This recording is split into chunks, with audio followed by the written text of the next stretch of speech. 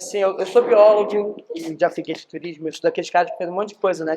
Em 10 anos.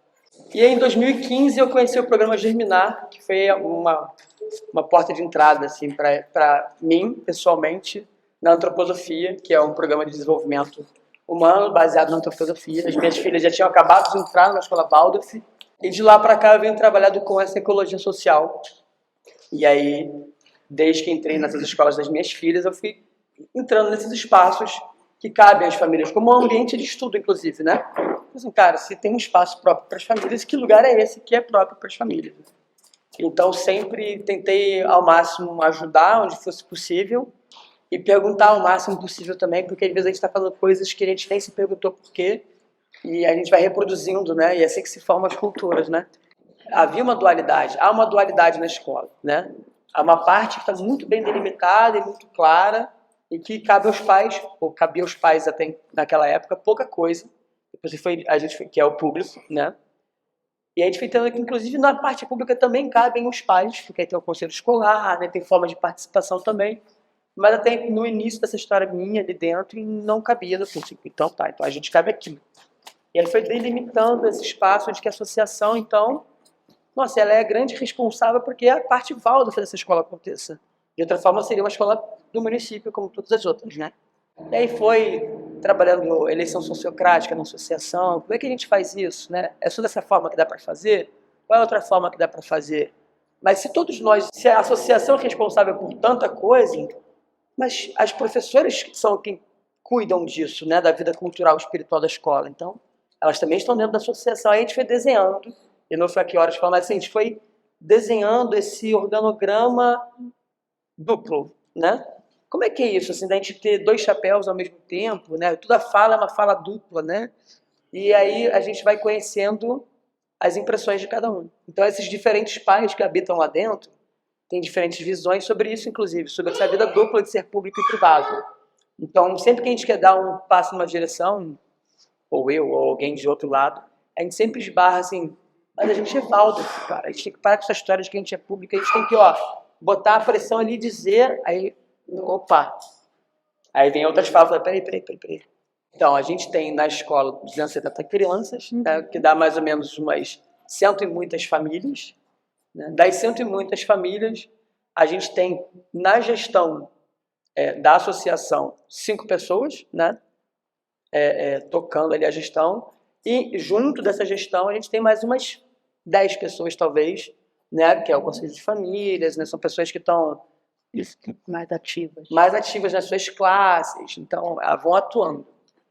E aí, de um universo de cento e tantas famílias, e essa diversidade toda, então de 120 e tantas pessoas, talvez tenham 20 pessoas que conseguem entregar seus filhos, deixar ali, ficar ali lá fora, conversar, né, dialogar, combinar de repente da próxima festa, ou seja, está ali participando dessa vida social. Mas a gente tem cento e tantas outras famílias que não aparecem, né? Então, assim, essa imagem que costuma falar, a minha impressão atual, é porque, na verdade, os poucos que têm essa chance aparecem mais. Isso, de certa forma, é um pouco do reflexo também da própria sociedade que a gente vive, né? As outras pessoas não têm essa chance de aparecer, porque estão trabalhando 44 horas por semana. Às vezes, os filhos vão de transporte escolar, ou então alguém, o vizinho, leva aquela criança. Tem uma funcionária da padaria que sempre tem algum pai levando o filho dela, porque ela não consegue, é horário de trabalho. Então, assim, hoje está muito claro para mim que nós não somos uma escola elitista porque tem pessoas com condições. Nós somos uma ótima escola, então as pessoas buscam ela, né? Então os pais estão nesse lugar hoje de tocar a associação. A primeira gestão da associação foi toda pedagógica, né? A segunda gestão já eram só de pais e a terceira também. E agora a gente está entrando na quarta e todas essas são só famílias. Então a gente se organizou enquanto associação para atender as necessidades. Assim, qual é a nossa prioridade máxima? Atender as necessidades pedagógicas dessa escola. As pessoas falam frases que eu já ouvi em outra escola também, que era assim, cara, mas tem que chamar as pessoas, são sempre os mesmos. É quase que um mantra do pai que tá ali, né? Pô, já carreguei 10 carrinhos de areia, cara, só tem eu e você. Tem que chamar mais gente. E aí, onde estão os outros, né? E aí começa uma onda de ficar pensando em formas de alcançar a todos e não sei o quê. E aí, quanto mais eu vejo as pessoas que estão ali dentro olhando para isso, mas a gente percebe que talvez não seja exatamente esse o trabalho, né? Assim, de certa forma, talvez nunca vai chegar aos 100, né? Os cento e tantos. Então, ok, como é que a gente olha esse trabalho que são poucos que fazem? Está me desgastando? Ou eu consigo fazer bem ele, né? Porque é um pouco sobre os limites pessoais também de cada um e da instituição. É nesse ponto que a gente está hoje de discussão lá, né, sobre o trabalho voluntário. Qual é a natureza do trabalho voluntário? Porque para nós lá tem parecido, todos os trabalhos lá são voluntários hoje, tá, gente? Se a associação não tem pessoas contratadas. Mas a gente está percebendo que, na verdade, a gente só é capaz de fazer aquilo que alguns de nós estão fazendo hoje a partir de um lugar de muito privilégio. Porque para você doar 20 horas semanais de trabalho, você está pegando sua metade da semana e limando ela. Então você tem que garantir que essa metade daí não vai afetar o seu básico, né? Então a gente percebeu isso, assim, olha, então talvez exista algo desse trabalho que não deveria ser tão voluntário assim. E a gente tem olhado sobre isso. Assim, a gente não tinha muito dinheiro circulando nas contas das famílias de uma escola pública. Isso é pano para manga, para muito problema. Né? Então a gente começa a fazer, peraí. Né? Então assim, a gente vai institucionalizando esse caminho do financeiro, vai criando esses caminhos, assim, como é que a gente faz isso juntos, né? Qual é o bom caminho? Porque você está testando. O caminho esse é hoje, gente. Mas é muito duro. Amanhã pode mudar, mas hoje tem um caminho, vamos fazer isso, hein? Meu nome é Leita Tarde, meu nome é Leia. Eu sou mãe da Escola de Resiliência na Horizonte Azul. Ele falou que a gente começou o primeiro ano e a gente não tinha certeza de que a Secretaria de Educação iria aprovar, e mesmo assim as famílias acreditaram que isso iria dar certo, né? E hoje a gente olha, 13 anos atrás, né, o quanto que a escola cresceu, né? Começou com uma sala de primeiro ano, que a gente começou acho que com 15, 16 alunos, e ao longo do tempo teve famílias que desacreditaram, né? E aí quem foi desacreditando foi se retirando, né? De livre espontânea vontade. E aqueles pais que acreditaram mesmo, levaram a turma com ela. Ela fala que os pais levaram a turma com ela até o 5º ano, né? E a gente percebe na participação dos pais em todos os âmbitos, né? A gente tem o privilégio de chegar de manhã, cumprimentar a professora, ir até a sala de aula, dar bom dia, se possível, se você pode ficar para ajudar a fazer o café da manhã, você pode ficar para ajudar na aula, você pode ficar para rastelar o espaço, você pode ficar para ajudar a cozinhar. Então, isso são pequenas coisas que fazem a diferença, tanto na vida da professora como na vida dos nossos filhos, né? Você está ali diariamente, tendo o privilégio de todos os dias até a sala levar, todos os dias de buscar quem tem a possibilidade, mas também a gente tem essas famílias que infelizmente são sucumbidas pelo horário, né? Sai 4 horas da manhã, chega 5 horas da tarde, não tem esse mesmo privilégio que a gente tem, né? E hoje a gente percebe que tem pessoas que mudaram suas vidas, que vieram lá de Jabaquara, mudaram para o Horizonte, olha, com uma distância tão grande, justamente por conta da escola, né? Porque essa é a escola que eu quero e essa é a escola que eu vou estar, né? Que eu estou sendo acolhida. Tem muitas mães que falam, eu vim pela escola pelo acolhimento. Porque quando eu sentei para fazer a matrícula, junto com a professora, para conversar com o grupo pedagógico, as professoras da sala, eles me perguntaram, me contar a sua vida. Então, é uma coisa diferente, né? Eles não querem saber o porquê que a sua filha não se adaptou lá na escola. Não, me conta sobre você, sobre a sua vida, sobre a sua família, sobre a vida da criança, né? É um interesse que a gente se sente realmente acolhida, né? Onde tem poucas escolas que abrem as portas, né? Eu falo que a escola de resiliência é uma escola de portas abertas, né?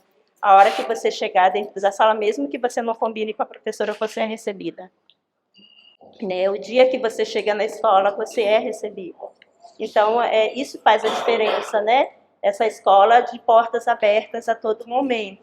E a gente percebe que muitos pais também participam junto com os professores nas formações, né? Quando tem uma formação de sábado, a gente percebe quanto tem pais que também estão participando, né? Procurando aprender e se desenvolver junto com o professor, para também estar ali junto com a criança e dando uma educação boa, de qualidade, né, para falar a mesma língua em casa, né?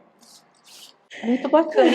Eu queria te perguntar para vocês sobre os desafios de envolver as famílias que não podem participar porque questões de trabalho mesmo, porque elas não podem ir numa reunião no meio da semana, né? Quais as estratégias que vocês veem que estão dando certo para que outros também possam fazer parte, né? Você disse que de 170, 150 famílias, 5 fazem parte da gestão, né? No seu caso também são poucas pessoas que podem, né? Como é que vocês veem esse desafio? Lá no Horizonte, acontece que o primeiro ano da Escola de Resiliência, ele acontece aos domingos. Aos domingos, porque geralmente aos domingos as pessoas, o domingo é o dia de descanso, né? Então, acontece no domingo, tipo 9 horas da manhã, que é um horário acessível para todos. O domingo, 9 horas da manhã, é um horário acessível para todos. Então, eu acho que isso é uma forma de trazer os pais para dentro da sala. Então, os encontros, se tem encontros, se tem os mutirões, geralmente são feitos aos sábados, porque aos sábados também são dias que as pessoas, o dia do descanso, as pessoas podem participar. Então, como o colega falou, não é a quantidade de pessoas que estão ali, mas sim a qualidade, e elas estão ali presentes, de corpo e alma, e isso faz muita diferença. Bom, lá eu sinto que uma estratégia que dá muito certo é diversificar essas oportunidades de participação, né? Então, assim, quem está em processo de gestão tem que definir, a gente definiu, encontro é quarta-feira e é isso, está tocando. Mas tem que criar oportunidades para esses pais que não conseguem tanto vir no final de semana. A gente, nas quintas-feiras, lá sai meio-dia as crianças, né? Então, a gente criou um grupo que se encontra toda quinta-feira, deixa as crianças na escola e fica ali de 8 a meio-dia. É isso, você botar um horário no meio da tarde, não aparece ninguém lá. Mas é isso, 7 horas da noite, sábado, diversificar as ações e os horários costuma dar bem certo. E principalmente, na verdade, assim, tentar ao máximo dar autonomia para iniciativas que vêm dessas famílias. Então, recentemente teve um pai novo, inclusive, né, que queria criar um grupo de estudos. Ele estava com um grupo de estudos parados, né, então assim, e ele nem sabia que isso era algo que está na estrutura, é um critério, o grupo estava meio assim. E ele falou assim, a gente pode fazer um grupo de estudos? Pode, claro. Quando é que você pode? Eu posso na segunda, pode ser segunda? Pode ser segunda, claro. Vamos estudar o quê? Vamos estudar, não sei, pode ser, a gente pode escolher. Escolher Waldorf, né, então. Vamos estudar Steiner, vamos estudar Steiner.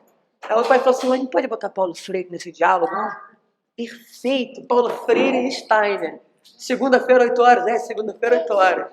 Aí juntou ali umas 6 pessoas, a gente meio que deu aquela incentivada neles, eu sabia que eu não tinha condições de ficar, mas eu fui, né, prestigiei o início, a Débora foi também, outros pais também, muito presentes foram, ajudaram a dar aquela segurança para eles, assim, não, cara, é isso mesmo, o que você precisa estar aqui, é esse texto, manda ver, qual que é a forma que vocês querem fazer.